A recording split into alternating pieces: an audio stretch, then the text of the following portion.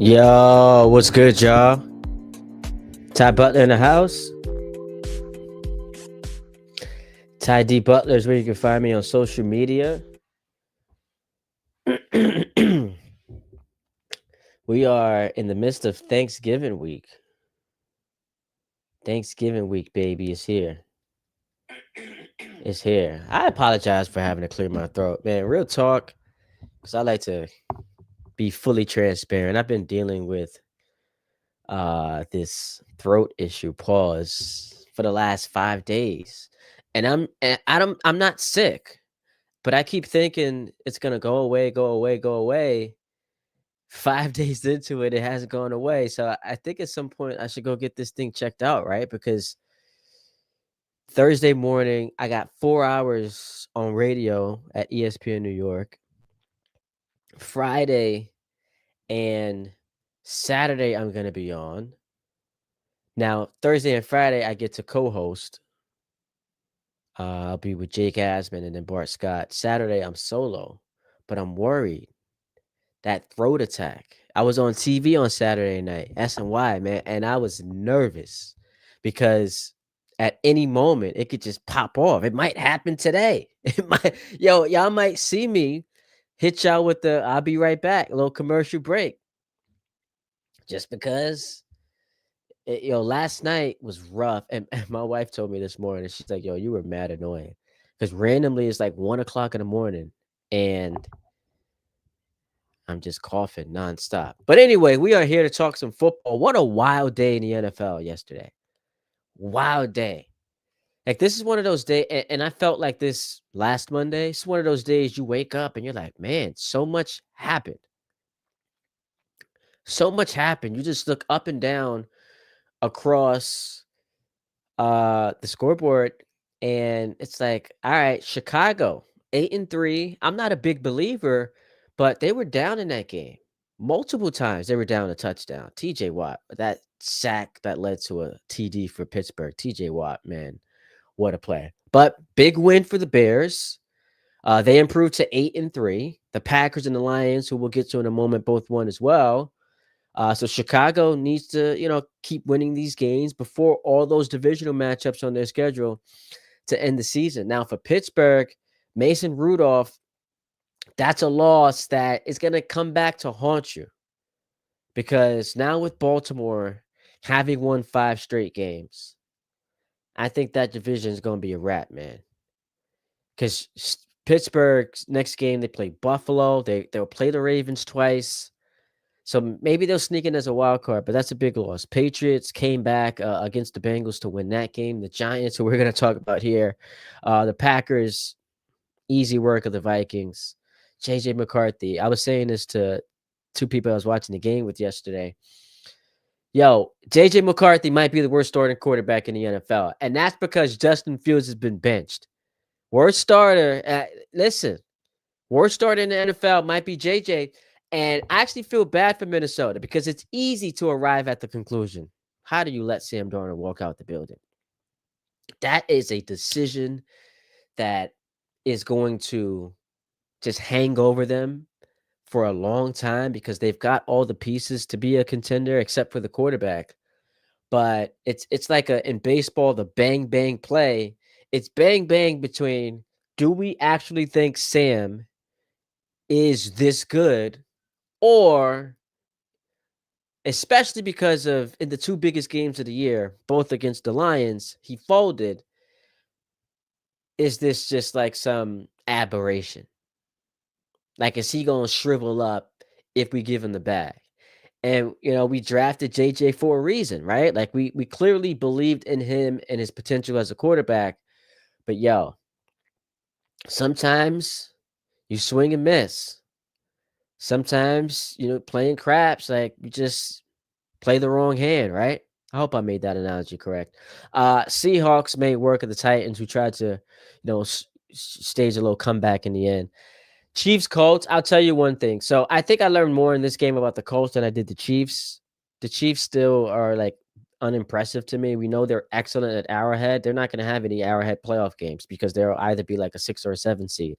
Indianapolis folded. I mean, You had multiple chances in that fourth quarter as the Chiefs are staging this comeback to just go get a touchdown, go get a score, and they were not able to do it. They scored 6 points from the third quarter on. So third quarter, fourth quarter, overtime, just 6 points, not good enough. Ravens pounded the Jets. Lamar doesn't look 100%.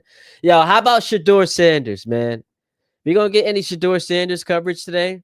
All the people that were roasting him, they'll say, well, it was against the Raiders. And look at the Raiders. They fired their offensive coordinator, Chip Kelly. Shador, shout out to him. The Jags, one of the most unimpressive 7-4 teams you'll come across, strictly because that generational talent at quarterback, Trevor Lawrence. Let's just keep it a stack, man. He's awful. The Cowboys, the Dallas Cowboys, snatching victory from the jaws of defeat, down 21-0. And here's the concern for Philadelphia. Obviously, in addition to the fact that you went scoreless in the second half, you blew a 21-point lead, Saquon fumble, Xavier Gibson, shout out to him, another kickoff return blunder. Here's the concern for Philadelphia. I think that winning's a skill. I think that if we are going to afford benefit of the doubt to anybody, no one is more deserving of that than the Philadelphia Eagles, who literally just won the Super Bowl and did so in such a dominating fashion. But when there's turmoil in your locker room, as we saw 2 years ago, and your team is struggling on the side of the ball where there's turmoil, we start to have some real apprehension about what exactly your ceiling is. Now, I still think the Eagles can win the Super Bowl, and I don't know that anyone would be shocked. That roster's loaded, and Lane Johnson should come back at some point, right? But AJ Brown on that what was it? Third and 4, the last possession for Philly? AJ Brown's wide open on like a go route, man. And Jalen just doesn't throw the ball. Like, someone has to explain to me. Now, I'm not a football X's and O's guru, and I don't pretend to be so. But if you're Jalen Hurts, and I get that he doesn't feel as comfortable throwing the ball outside the numbers, he wants to check down. I get all that. This is to win the game. I've got AJ Brown breaking free wide open. Hit him in his breadbasket. This is to win the game. Now, if I've got a check down, and I want to say it was third, I'm like almost sure it was 3rd and 4. If I got a check down to move the chains, I understand that. And if we flop somehow, there's a drop or whatever happens, I had a first down to move the chains. We're going to keep the ball. I understand that. But to take a sack in lieu of just feeding AJ Brown, come on, bro. Like that cannot happen. The Falcons all over the Saints yesterday. The Jets are going to play the Falcons. And then the Rams last night proving, yeah, they're the best team in the NFL. Stafford's the MVP. The Rams are the best team in the NFL, which, by the way, after that, that's where the fun starts. The best team in the NFL is the Rams. Then you just kind of have fun with how do we continue this ranking. But let's talk about the local teams, because we find out today that the Giants made a decision that I guess you could say should have happened a long time ago, but they made it. And that's the fact that they fired their defensive coordinator, Shane Bowen. Here, the Giants are so frustrating, and especially if you're a fan of this team, because time and time again, and I'll actually use a football analogy because we talk about the check down. Time and time again, when you've got your running back just sitting there in the flat, ready to pick up a few yards, just to have some positive momentum, they just get things wrong. So, Brian Dable, and we can rehash this, they should have been gone this past offseason. They should have been gone this past offseason. The fact that You allowed him to come into this year, and I nailed this because y'all remember in the press conference after it was announced on Black Monday that Dable was coming back. John Mara at either Tuesday or Wednesday, he's holding court and he's talking to the media members about his decision to bring these guys back. And it sounded like he was annoyed, he was angry. It almost sounded like in that moment he regretted it. And he said something along the lines of, I've just about run out of patience. That sounded like an owner who had it. So if you are that guy, why not just rid them of the clean house? Fully clean house. General manager, head coach, gone. Why not do that? Why not do that? Instead, you allow this guy to come into the season on the hottest seat in the sport, and actually ended up being the Titans, Callahan, but you guys catch my drift. One of the hottest seats in the sport, you allow him to come into the season.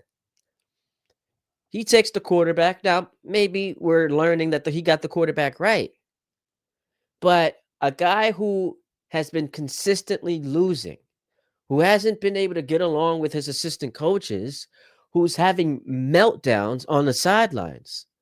That's the dude we're rolling with. So we now fast forward to today, and you could argue the single biggest reason why the Giants are an absolute disaster isn't actually because of the head coach.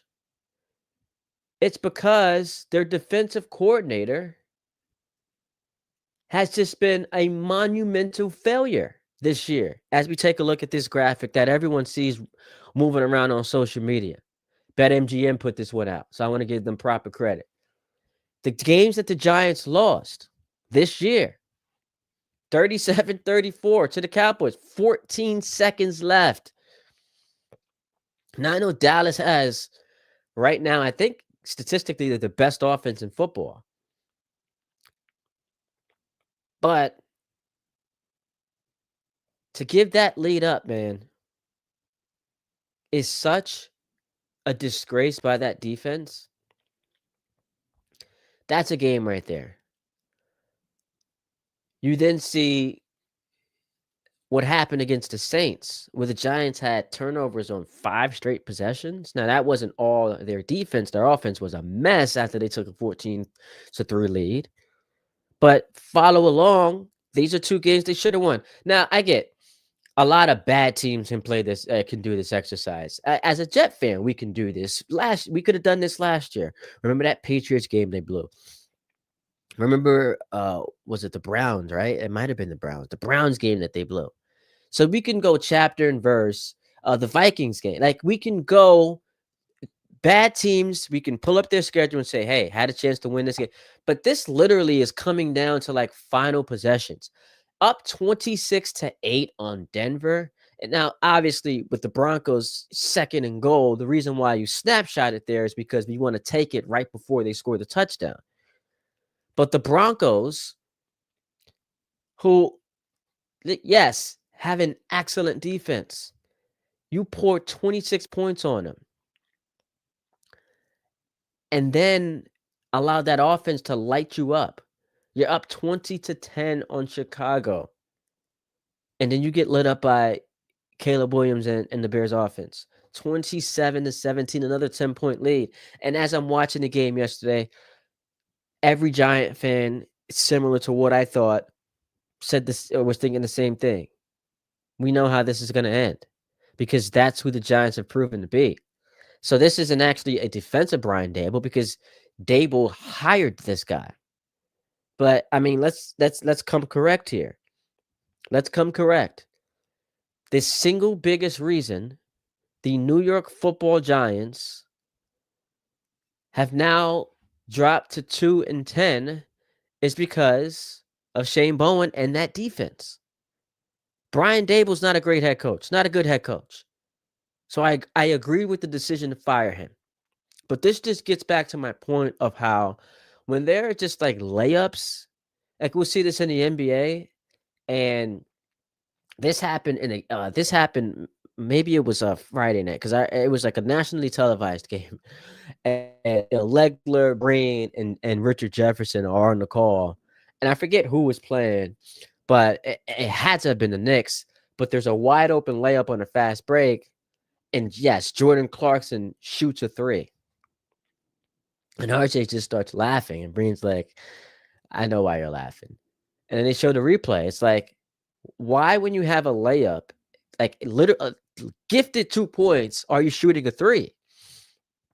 And it's like, well, that's what the NBA has become. The Giants far too often have layups, and instead they get a little too cute, or they're afraid of their own shadow. So Dable gets fired. Why was Shane Bowen allowed to keep coaching? If the reason that Brian Dable got fired, in addition to when you look big picture, he just wasn't a good enough head coach and they're blowing leads and then the sideline antics. But the single biggest reason he got fired was because they were tired of losing. Well, how are they losing this year? They were losing because they kept blowing fourth quarter leads. Well, how did they blow fourth quarter leads?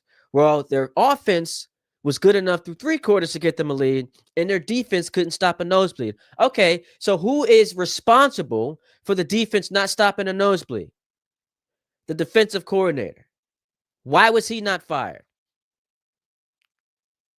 Well, because we wanted to, have continuity? So if you're going to fire Brian Dable, why was Shane Bowen allowed to keep his job? If you're going to fire Brian Dable 8 weeks into the season, why was, or 10, 9, I forget which week it was. It was a couple weeks ago. So let's just call it 10 weeks into the season. Why not fire him this past off season? I just get so agitated when organizations like just make the move. The Bears did this last year with Eberflus. You knew he wasn't good enough, but you still decided it was worth sabotaging a whole year because you just needed more evidence, more proof. Like we needed to see Shane Bowen coach a couple more weeks after the Giants lost that Bears game. Dable was cooked. We all knew he was cooked. And there were some reports that it was the Broncos' loss that really solidified it and cooler heads prevailed. But then they got blown out by the Eagles, essentially got blown out by the Niners, and then had the Bears collapse. So you fired Dable after that fourth quarter meltdown to Chicago. And it's like, Shane Bowen, your job is safe. Then the Packers walk you down for a game-winning score. Then the Lions did the same thing, fourth quarter. Game time, field goal, overtime. That was all she wrote. Thanks for coming. So what's the point? If this is the Cowboys, I get it. You just want to keep yourself in the news consistently. But for the Giants, supposedly this first-class organization, how do you keep finding yourself here? How do you keep finding yourself here? And by the way, let's keep it a stack. And I'm not going to pretend to be some reporter, but I said this on TV Saturday night. Mike Kafka, uh, and I say this with all due respect, he's not actually auditioning for this job. He might be auditioning for another job elsewhere because in the past, the Giants have blocked interviews. They valued him that much, valued him so much that they stripped him of play calling duties on offense. He's not actually auditioning for this job because the Giants, I refuse to believe that when they enter an offseason with arguably the most attractive job available because of Dart in place, because of Malik Neighbors, who's like putting tweets out and then deleting it. Which, by the way, a little message to the athletes. You put a tweet out, you delete it. You think no one saw it. You think that tweet hasn't been screenshot by now. Come on, man. Come on, y'all. Come on. So, anyway, with Dart, Neighbors, Scatterboom, all of a sudden Wandale Robinson looks like a receiver. Theo Johnson, I like him. So they'll have some weapons. They'll draft a receiver, maybe sign someone in free agency. We'll see. But offensively, they will have enough talent to where, and this is more about the quarterback that they have in place, becomes the most attractive job. It's still the Giants brand. So I refuse to believe that as the owner or whoever is overseeing this head coaching search, it looks like it's going to be Joe Shane. You are going to decide that, in the midst of being able to have anyone you want, maybe a Tomlin, maybe a Harbaugh, maybe Stefanski, maybe Matt LaFleur, you're going to essentially run it back with Mike Kafka. I just can't believe the Giants are going to do that. We want someone proven, which is why you'll see Mike McCarthy's name floated around. And Giant fans, you can sneeze at that all you want. I made this mistake as a Jet fan when I said I want no part of Mike McCarthy because I saw how things ended in Green Bay. Little did I know the Jets were going to end up with Adam Gase. And if Mike McCarthy's biggest faults are that his teams go 12-5 and can't win a playoff game, then sign me up ASAP.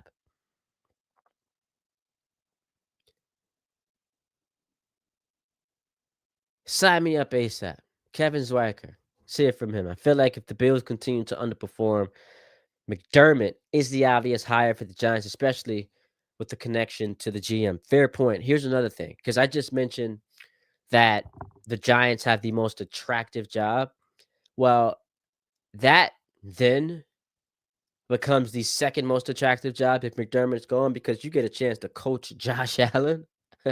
I mean, the reigning league MVP, one of the three best quarterbacks on the planet, a team that has some issues from a roster construction standpoint, but that's a great job if and when McDermott gets fired.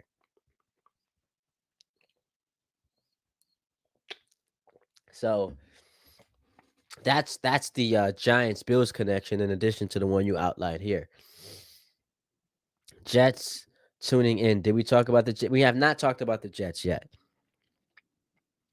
So the topic of the stream is the Giants and the Jets both taking L's. That's good, right? Because I was having a conversation with someone yesterday, and I got quite annoyed with this gentleman's take. And he said he's rooting for the Jets to lose. And I've spoken about this before, but it's worth reiterating just because I think it's an important message to disseminate to the fan base. Not that I have tremendous influence over what you guys think. I don't want to have tremendous influence over what you guys think. I just want you guys to think. And whether or not you value my opinion, here it is. Aaron Glenn's not going anywhere. And y'all know I have been someone campaigning for it to at least be a conversation at the end of the season. I wasn't calling for him to be fired. That was ridiculous. You got to see a season play out. But similar to what we witnessed in New England last year, where Patriot Brass just arrived at what was the correct conclusion. Yeah, just Gerard Mayo is just not it for him. Nice guy. This is just not the right job for him. This wasn't his calling. I wanted that to be on the table. But from everywhere you read, every person you talk to is close to the Jets or covers the Jets. You see his Aaron Glenn's not going anywhere. So now that I know Aaron Glenn's not going anywhere, why would I, as a fan, be rooting for losses? Because the only reason Actually, the only two reasons I would root for losses. One is you want the higher draft pick. Cool. The second reason is I want to see them lose enough to where this guy actually gets fired. We eliminate the second reason because he's not getting fired. So for me, the Jet fan, and tuning into these games every single snap of every single game, I'm saying, yo, in real time, I can't root for my team to lose. Y'all mean to tell me as good as Breece Hall looked yesterday, as he's trying to fight for some extra yards to go into the end zone, you're sitting there thinking, man, I hope, who was it, Humphrey or Hamilton? I don't even remember. I hope he rips the ball away from Breece. That's what you're rooting for? As Mitchell is, or as Mechie's running into the end zone, you're like, what? I hope he gets stopped short. I can't, as a fan, be in that spot. It's unnatural. It's not authentic. It's just not instinctual for a fan to sit there and root for his team to lose games. Now, I will say afterward, you can take solace in the fact that it improved your draft positioning. But here's the counter to that. And this is not even about building culture, because I don't think wins carry over to the next season. I think that that's ridiculous. But if I go 2-15, that means I might not have a head coach or a general manager. That's what that means. I might not have a head coach. I might not have a general manager. So, knowing that those guys are coming back anyway, I've got to root for them to show me something. It can't just be let's go for the higher pick. So that's all I'm saying. Do I want the number 1 overall pick? Absolutely. Do I actually think that if the Jets string together a few wins here at the end of the season, it's going to contribute to the overall health of this franchise from a culture standpoint? Absolutely not. But when I watch these games, that and this is where I give Glenn credit, that all of a sudden have become more competitive because the defense is playing well, a lot better than what we saw earlier in the year. The penalties are not just dumbfounding. Like, they had a penalty yesterday, and my father-in-law, who I'm watching the game with, he's like, throwing his hands out. I'm like, listen, I haven't been penalized a lot so far in this game. So at least you take that for what it's worth. So as they're becoming more competitive in these games, it then comes down to plays here or there, decision making. How do you manage the clock? Game management. When do you or don't you go for it on 4th down? Which we saw yesterday. So as I'm watching that unfold, it then comes down to coaching. And if they're at every turn losing those face-offs, it means to me they don't have a head coach. So again, and I get these are two conflicting thoughts. Do I want the highest draft pick possible? Of course. But watching a game, man, I can't root for Breece to fumble. I can't root for Tyrod to throw a pick. I can't root for Quincy to miss a tackle. I can't do that. And I also want to see that my head coach knows what the hell he's doing, which is different, by the way, from the Giant fans. If you're a Giant fan and you're rooting for losses, I completely understand that. That's where the Giants and the Jets are completely different, because the Giants at least have their quarterback, and we know are going to have a new head coach this offseason. So it's not like there's anything. And again, I say this with all due respect to Mike Kafka. He's not auditioning for this job. There's no way the Giants are hiring this cat. So for the fans out there who were rooting for them to lose that game against the Lions, I understand it, because you want to control the board. You want to control the board.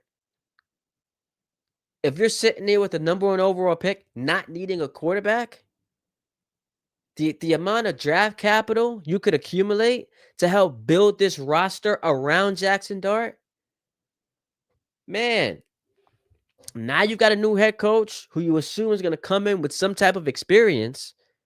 Oh, let's get it popping. I'm with that. I, I'm all the way with that. So for the Giant fan, I get it. I get the Giant fan rooting against winning games in a lost season when you already have the quarterback and when you already know your head coach is going to be someone different. Whereas the Jets, I just got to see that my guys know what the hell they're doing. And that's everywhere with Glenn, with Ingstrand, with Wilkes. I got to see that they know what the hell they're doing. Muji, like you put together a roster that won 2 games this year against the Browns and the Bengals. That's a red flag, a ginormous red flag. Glenn isn't going anywhere, but it's not even being a discussion is wild to me. What has he shown this year to where you don't even think of going after big coach? And yo, this is such, and this is something I was talking about yesterday. This is what really makes me nervous. Imagine we are in a world, let's just say, and I'll pull up the standings. So let's just say the Green Bay Packers, who right now, after they win over Minnesota yesterday, is the 6th seed. But really, they're just one loss better than the Lions. So Packers, Niners, Lions, one of those teams is not getting in. Let's just say the Packers missed the playoffs outright when a lot of people thought they could win the damn Super Bowl. Especially, and this is going to be tough for Packers fans and that organization, especially when it looks like the Rams are clearly right now the class of the conference, but then everyone else can be had, right? Like as much respect as I have for Philadelphia, and I think that they've earned the benefit of the doubt when they've gone to 2 of the last 3 Super Bowls, they've won one. As much respect as I have for them, they obviously don't look great right now. So this is a year where it's a little bit more wide open than in years past. And the AFC, who's the best team in the AFC? I have no idea. You can talk me into it being the Patriots, the Broncos. Like that's the AFC right now. If the Packers move on from Matt LaFleur, if Tomlin and the Steelers cut ties, because I could see a Steelers implosion. You look at their schedule. I could see things going off the rails here. If guys like that become available and you're just like a hard pass because we've got Aaron Glenn, look, I understand you got to have some conviction and you don't look great as an organization. Kicking a former player out the door when he really didn't have much to work with that quarterback, part of that is his own decision making. But yo, if they've got clear upgrades, proven upgrades, commodities that are available, and you're just deciding against it, that's scary, man. That is absolutely scary. I just, I fear that. Like, honestly, the way my brain works, I am rooting for none of these big coaches to become available this offseason. And it's just like the hottest names are, Mike McDaniel, Mike McCarthy, like that type of situation. Robert Saleh. Like, I'm rooting for that. Who else? Like Arthur Smith. If that is what materializes this offseason, that's the best case scenario. Because if we have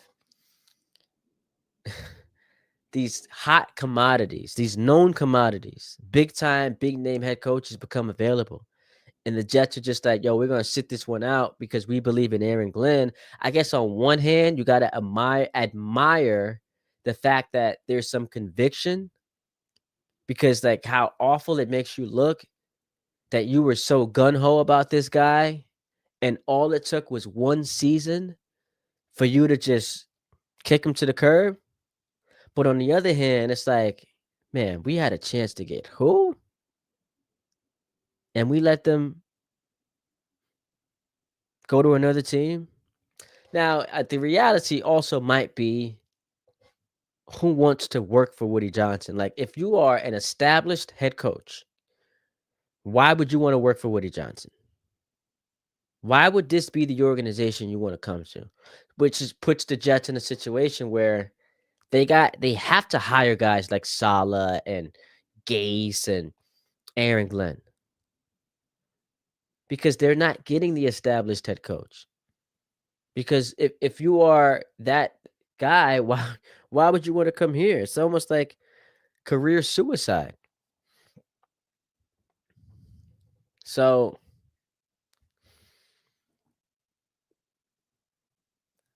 I'm just and look, the Jets might beat the Falcons this week, right?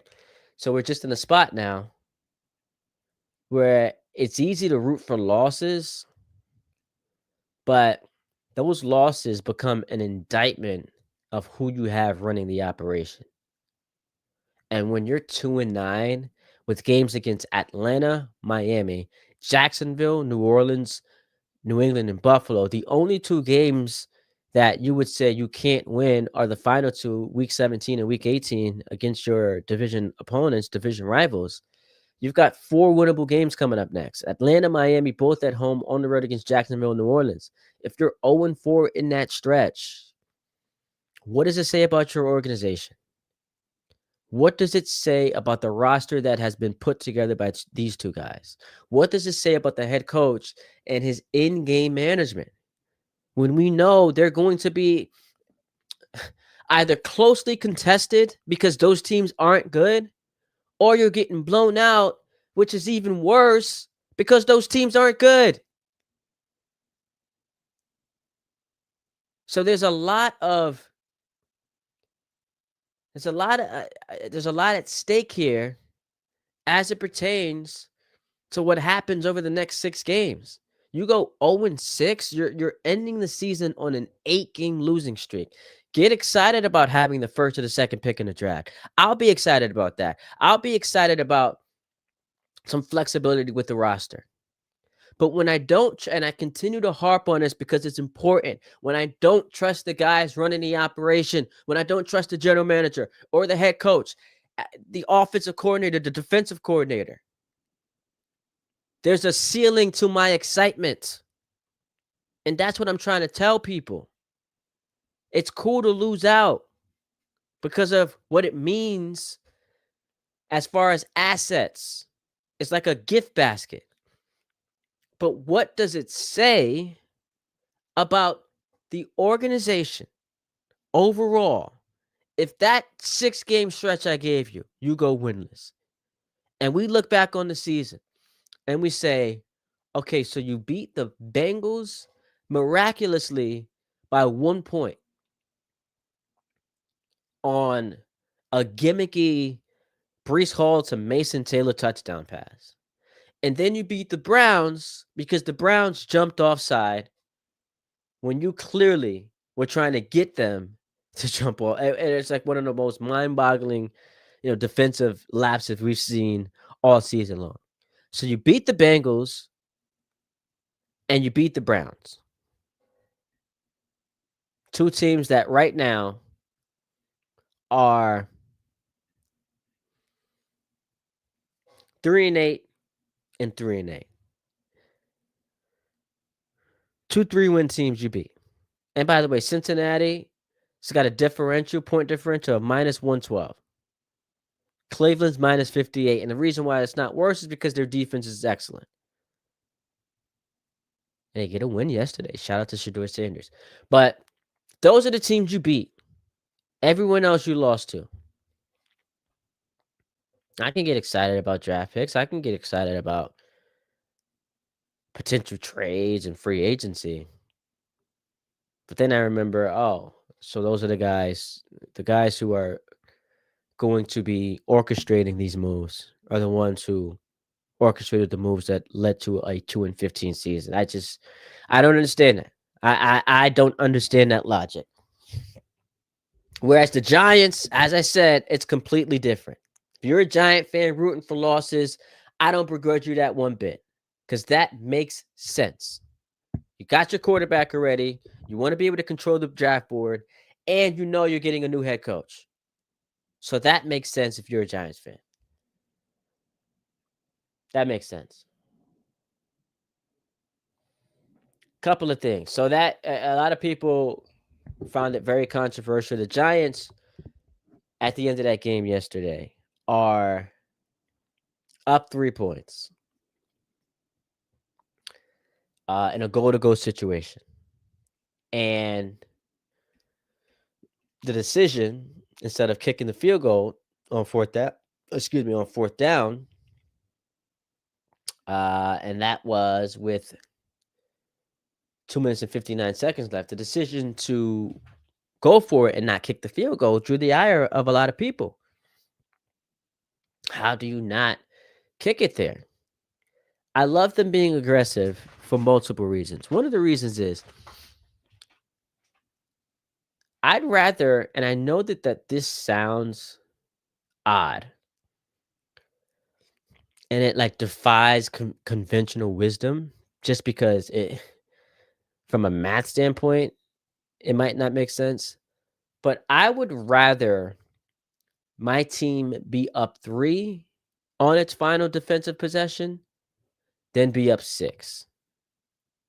So the Giants were going for the kill shot. They had a chance to win the game, and unfortunately for them, they were not able to win the game. They elect to pass it, incompletion, and now Detroit's got the ball down 3 to get the long field goal. The reason why I would rather be up 3 than 6 is because when you're up 6, teams are going to be super aggressive because they know they can only their only option is to score a touchdown, and that touchdown with the extra point after is going to win them the game. So they have to be aggressive, which means every fourth down they're going for it. There's different play calling, there's a different way you attack that possession as opposed to if you're up 3 or that team is down 3, then they know all we have to do is really get into field goal range. Obviously, we'd love to score a touchdown, but if it's 4th and 3 from the 29-yard line, we're not going for it. We're just going to kick the field goal to tie the game. So because they're more aggressive when they're down 6, and as far as play calling and as far as down and distance, they're going for it on fourth downs. I understand why Kafka is like, yo, I am trying to win the game here. In addition to that, have y'all seen the Giants defense this year? It's been pretty brutal. It's been pretty brutal. So I didn't mind them. I didn't mind them going for that, for the touchdown, for the kill shot to go into Detroit and upset the Lions. And I was actually shocked, yo. Like I guess it's because my brain is trained to think that the Lions are a contender when clearly they're not. That coming off of that loss against Philadelphia, where they were just brutal on offense, I thought that they were going to light the Giants up. I thought this was going to be a no. I saw 12.5 points. I'm like, 15.5 wouldn't be enough because this was going to be a statement game by the Lions. Coming off of a bad loss, but not because it's to the Eagles, but how they played in the game. Terrible loss. I thought they were going to light the Giants up, but they did not do that. I appreciate you guys tuning in. We'll be back later on. I got to get into some of the Knicks stuff too. Big game for the Knicks tonight. That was a rough loss in Orlando this past Saturday. Was it Knicks Union put out that he would like to see the Knicks trade Towns for Anthony Davis? I have it on my Twitter feed. Yes, Knicks _Union. So why a cat for AD trade makes sense. So be sure to look out. I've got some reactions to that later on. Follow me on TikTok at Ty D Butler, Instagram, and subscribe to the YouTube channel Ty D Butler. Talk to you guys later. Appreciate y'all.